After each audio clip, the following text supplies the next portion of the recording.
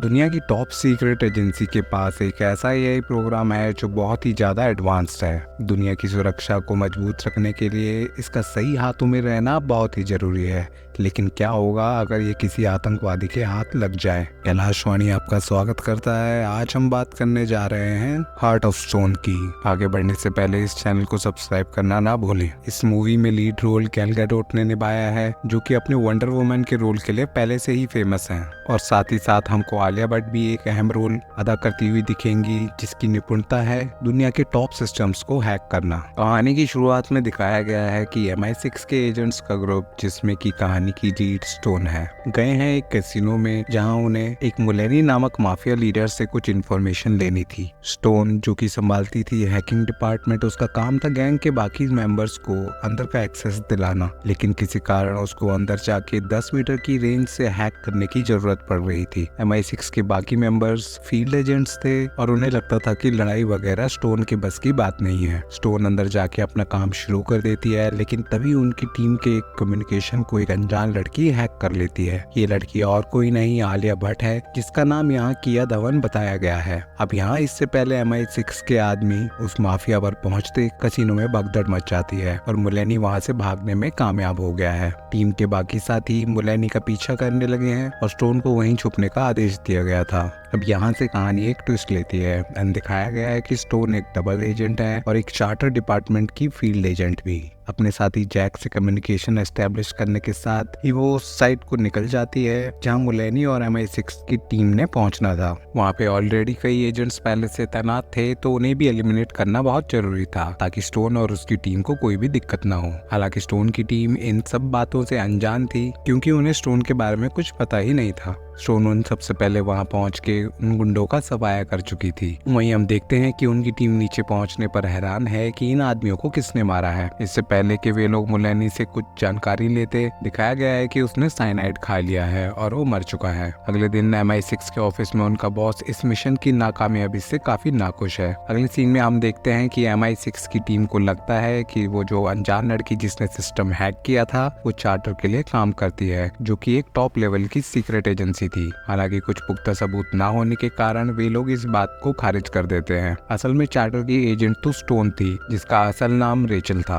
अगले दिन स्टोन का सामना होता है अपनी असल चार्टर टीम से और उन सबको चार्टर के नए हेडक्वार्टर में दिखाया गया है। यहाँ से पता लगता है कि चार्टर कैसे काम करता है और ये भी दिखाया गया है कि चार्टर के पास एक AI प्रोग्राम था, जो कि आज तक के इतिहास का सबसे एडवांस्ड वेपन था। इसको एक सैटेलाइट की तरह एक बैलून में धरती की सतह से कई किलोमीटर ऊपर रखा गया है और इसकी लोकेशन भी चार्टर के अलावा किसी को नहीं पता थी। यहाँ उनके बीच वो हैकर लड़की केया धवन से रिलेटेड डिस्कशन भी होता है। तो जैक बताता है कि केया को हैकिंग एक खर्चे नाम के आदमी ने सिखाई थी और अब केया किसके लिए काम कर रही है ये किसी को नहीं पता था। अगले सीन में हम स्टोन को अपनी MI6 टीम के साथ एक लोकेशन पे जाते हुए देखते हैं, जहाँ उन्हें केया के ठिकाने की खबर मिली थी। वहाँ पहुँचने पर कुछ गुंडों ने उन्हें ट्रैप कर लिया और विस्फोट के बीच स्टोन का एक साथी पार्कर बेहोश हो गया। इस हमले के बीच स्टोन के पास मौका था कि वो वहां से भाग निकले, लेकिन वो चार्टर की बात ना मानते हुए अपने साथी को बचाने के लिए अपना कवर उड़ा देती है और एक एक करके सभी गुंडों को मारने लगती है। इसी बीच उसकी टीम इकट्ठा होकर वहां से गाड़ी में भागने लगे और वे सब स्टोन का ये रूप देखकर हैरान थे। अब उनके बीच खुलासा हो चुका था कि स्टोन एक चार्टर एजेंट है। तभी अचानक से पार्कर MI6 की बाकी टीम को गोलियों से मार देता है। इसके बाद उन दोनों के बीच लड़ाई शुरू हो जाती है और इसके बीच स्टोन पार्कर के जहरीले चाकू से कट खाने के कारण चोटिल हो जाती है। यहाँ हमें पता लगता है कि पार्कर इस कहानी का मेन विलन है और केया धवन यानी आलिया भट्ट उसी के अंडर काम कर रही थी शुरुआत से।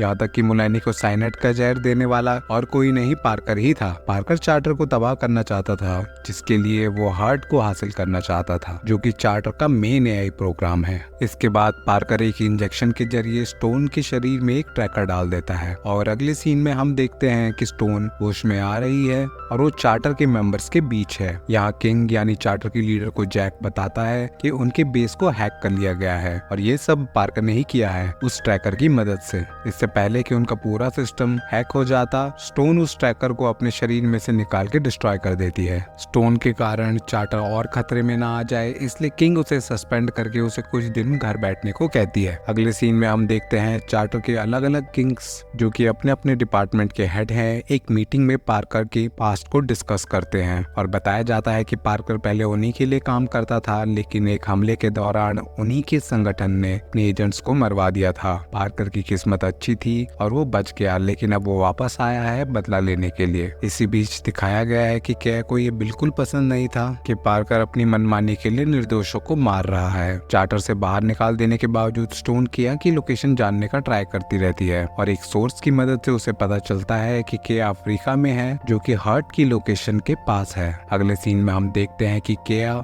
और पार्कर उस फ्लाइंग बैलून पे पहुंच गए हैं जहां हर्ट ऑपरेट करता था। किंग और जैक को भी ये पता लग चुका है, पर वो कुछ नहीं कर सकते क्योंकि उस लोकेशन के पास उनका कोई भी फील्ड एजेंट नहीं था। तभी वो देखते हैं कि स्टोन वहां उड़ते हुए आ रही है केया और पार्कर को रोकने के लिए। वहां पहुंचने पर स्टोन और पार्कर में बहुत लड़ाई होती है, लेकिन वो उन्हें हर्ट लेने से रोक नहीं पाती और जाते जाते पार्कर उस बलून में बॉम्ब प्लांट कर देता है ताकि उसे डिस्ट्रॉय कर सके। लेकिन स्टोन हार मानने वालों में से नहीं थी और वो भी उन्हीं के पीछे पीछे कूदकर उनके चॉपर पे लटक जाती है। अब स्टोन केया के साथ उस रस्सी पर लटकी हुई है और अचानक वो बीच में उस रस्सी को डिटैच करके केया के पैराशूट की मदद से वो एक सेफ लैंडिंग करने में कामयाब हो जाती है। यहाँ स्टोन को पता लगता है कि हर्ट पार्कर के ही पास है, लेकिन उसको चलाने के लिए केया की जरूरत पड़ेगी। साथ ही साथ केया बताती है कि वो ये सब क्यों कर रही है और वो कैसे हर्ट की हेल्प से खर्चे के काले कामों को सबके सामने लाना चाहती है। अफ्रीका के खाली रेगिस्तान में कुछ देर चलने के बाद उन्हें एक गाड़ी में लिफ्ट मिल जाती है,